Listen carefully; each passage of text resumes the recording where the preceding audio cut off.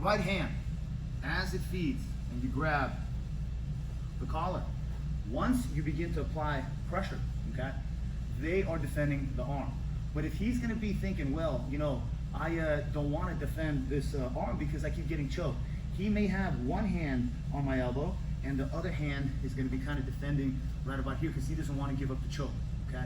So from here what happens is that I can always slide my left knee forward here, okay, and push his arm across as my right foot gets into a nice S-mount right here, okay? My right arm is still in a good position right here, okay?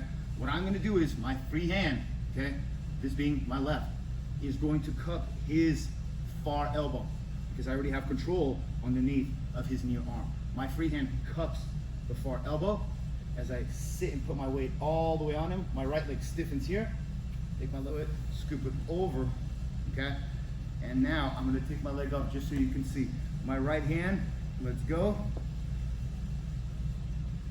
Grab my collar. His hands are still defending, which is fine. I replace the leg just so that you guys can see what's going on. My left foot is gonna be scooping right here, and my left hand, okay, I'll move my knee out of the way. My left hand cups his far elbow as I begin to pull everything back, okay? And his hand starts releasing as my left hand begins to scoop like a cheese grater and finish that arm. I got into the arm lock position here. I'm controlling his far elbow. If you notice, my hand is still in the collar. As I remove it, slide it through, and grab my own collar right here. My left hand is taking this frame because he's staying tight and he wants to keep it with right angles. That's the frame that holds the structure right here. I have to take my hand and I lean back, so I apply pressure and my free hand pulls.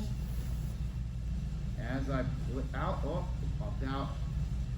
Free hand, the wrist, shoulder, and as my right hand slides up in his collar, if I apply the right type of pressure, it's gonna trigger a reaction in the person on the bottom, okay? So here, he's holding here.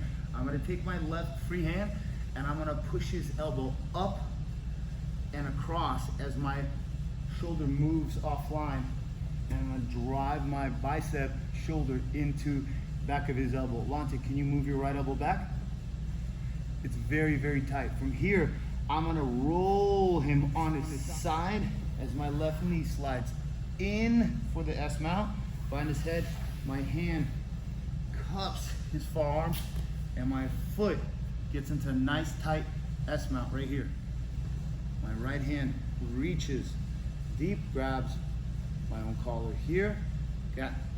As I weight sits on him, hooks that head, okay, and I keep pulling and pulling here, and he's not able to defend his arm effectively because I am pulling his elbows together.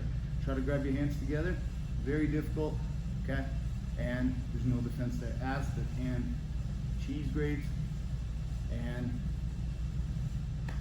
finish. All right, guys, ladies, we gave you a lot of details. How to finish the X-choke palm up, how to finish the X-choke palm down, even how to set up very tight and effective arm bars. Remember, the free hand has to control the far arm when you are finishing the arm bars. As a result, it's gonna be their choice. When you mount, it's gonna be their choice. Whether you're gonna choke him or whether you're gonna finish the arm bar. Remember, they will choose for you.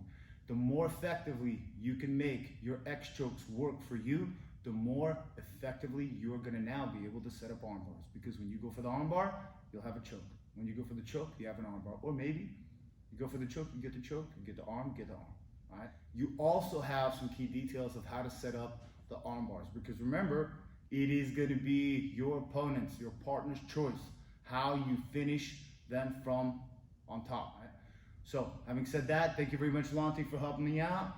Carlos Machado, Jitsu Mid-Cities, Professor Greg here, and we will keep bringing you as much content as possible.